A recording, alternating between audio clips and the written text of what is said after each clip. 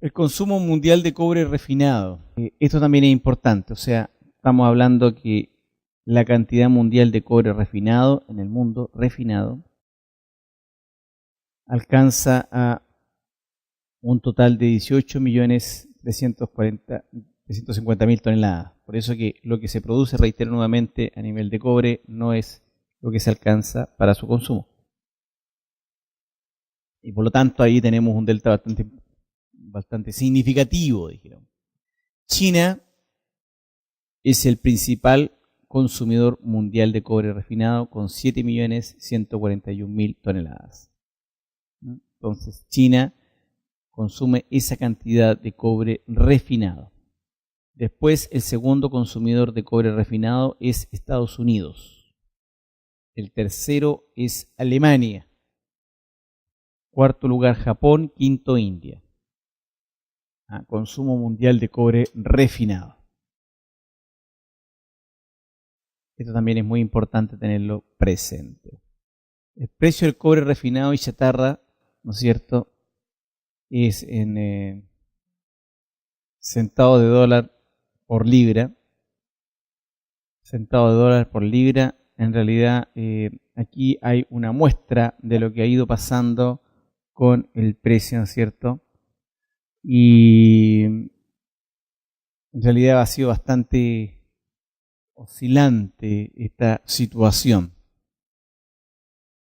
Y también muestra, ¿no es cierto?, los valores que se han ido transando en COMEX, en la Bolsa de Metales de Londres. Y bueno, los valores son bien variables, reitero, pero en el año 1990 hay información con 1.2 dólares hasta llegar al año 2009 con 2.34 dólares la libra de cobre. Ha sido, como bien todos sabemos, una situación bastante oscilante. Interesante también me parece a mí señalar el tema de los precios de otros metales y el caso del petróleo. Entonces aquí es bien interesante porque tenemos, por ejemplo, información de los diversos metales, ¿no es cierto? Por ejemplo, el caso del oro, la plata, el aluminio, níquel, plomo, estaño, zinc, óxido de molibdeno, platino, petróleo. Esto es bien interesante y por lo tanto, reitero nuevamente, da una aproximación, o sea, por lo menos ilustra una tendencia con respecto al precio de los valores. Barril de petróleo, finalmente, ¿no es cierto?, expresado en dólares, para el año 2009 era 62 dólares el barril. Hoy día esto ha superado con creces los 100 dólares el barril. Tuvimos un precio bastante alcista de 97.7 como promedio el año 2008. Precios reales de otros metales y petróleo, donde nuevamente esto se expresa y que es importante tener una referencia de cómo ha ido variando los precios en el tiempo. Acá hay una serie que entrega información desde el año 1990 hasta el año 2009. Entonces es bien interesante, dado que hay una serie bien amplia como para hacerse una idea con respecto a esta situación y que es observable en la tabla. Respecto al precio relativo del cobre con respecto a otros productos básicos, se toman ahí unas relaciones que son importantes, o sea, las va comparando, ¿no es cierto?, el precio relativo del cobre con respecto a otros productos básicos. Entonces, si el cobre tiene unidad 1, tiene como unidad, ¿no es cierto?, ¿cómo va, ¿no es cierto?, esto correlacionado con el caso del oro, la plata, el aluminio, el níquel, el plomo, el estaño, el zinc, el óxido de molibdeno, el platino, el petróleo, el trigo, el azúcar, la carne de vacuno, el café y el arroz? Entonces es muy importante ver cómo se produce esta relación, ¿no es cierto?, cambio de precio relativo del cobre. Entonces también esta tabla ilustra, ¿no es cierto?, eso que podemos ir comparándolo. Los precios internacionales de productos mineros no metálicos. En realidad no los voy a mencionar todos porque es una lista casi inagotable, desde el ácido búrico, sulfúrico, nítrico, clorhídrico, ¿no es cierto?, la alúmina, bauxita, azufre, caolín, carbonato de calcio, que es el CaCO3, lo que tiene que ver con carbonato de litio. En síntesis, una serie de productos no metálicos. Y por lo tanto, allí tenemos, ¿no es cierto?, los precios internacionales de estas dos cosas. Entonces, eso es bien importante porque da una ilustración de la tendencia de los precios desde el año 2000 al año 2009. Entonces, ahí por lo menos tenemos una serie en el tiempo de cada uno de estos que se ilustra en la figura denominada precios internacionales de productos mineros no metálicos. Entonces reitero, esto es importante tenerlo presente porque aquí me muestra todos los productos, reitero, primero hablamos de los productos metálicos y ahora estamos señalando todos los productos no metálicos puestos aquí en la lista con las situaciones de precios internacionales.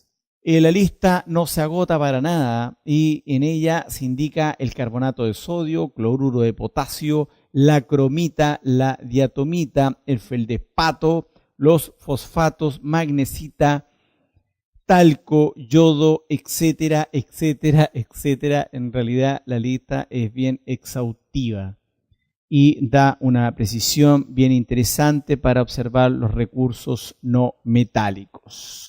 Las exportaciones mundiales, ahora centramos en la línea de las exportaciones, también tomando como serie de tiempo del año 2000 al año 2009. Alguien se preguntará por qué no tenemos el 2010, simplemente porque no están cerrados los balances. Entonces aquí estamos viendo que hasta el 2009 tenemos la información disponible y la 2010 todavía se está construyendo, dado que como ustedes bien saben, aquí estamos recuperando la información internacional. Esta no es la información de un solo país. Y aquí uno puede ver, por ejemplo, las exportaciones. Chile exporta 5.420.000 toneladas de cobre fino. Ahora, si por ejemplo un país está produciendo 5.300.000 toneladas de cobre fino y vende 5.400.000 toneladas de cobre fino, significa que esas 100.000 toneladas que faltan son las que el país tiene que comprar para luego vender y ponerla en el país que se ha determinado para este fin. Lo que quiero señalar con esto es que las ventas obedecen a compromisos previamente establecidos y los compromisos se tienen que cumplir a pesar de que haya huelgas, paralizaciones, lo que sea. Por lo tanto, si yo me comprometo en vender una cantidad de producto y por ese motivo tengo una huelga interna, lo que sea, no cumplo, lo que tengo que hacer es ir a la empresa al lado, le compro cobre, almaceno la cantidad que debo vender y la entrego. Esa es la forma que se opera, ¿no es cierto? No hay otra.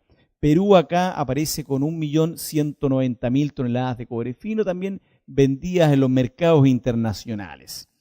En síntesis, el registro que uno posee acá es que hay una venta de 14.500.000 toneladas de cobre fino. Entonces uno podría decir, oye, pero si se produjo una cantidad de 15 millones de toneladas de cobre fino y aparecen 14.500.000 toneladas de cobre fino. Hay 500.000 toneladas que no están.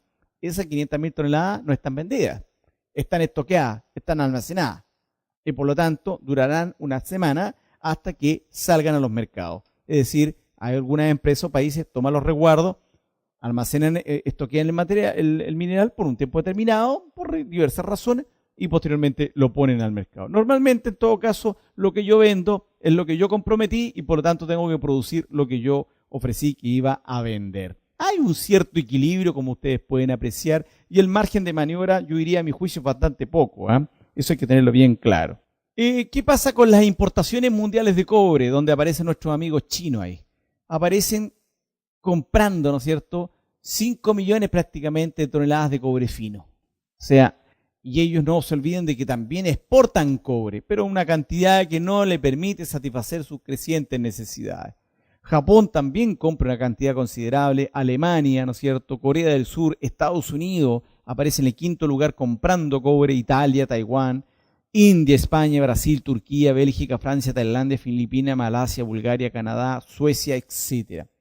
son compradores de cobre, ¿no es cierto? Entonces esto es muy importante porque aquí, vuelvo a lo mismo, empezamos a jugar con estos equilibrios que son tan importantes desde el punto de vista de lo que produzco, el punto de vista de lo que se vende, el punto de vista de lo que se importa, ¿no es cierto? Y uno va viendo esos diferenciales, qué va ocurriendo allí.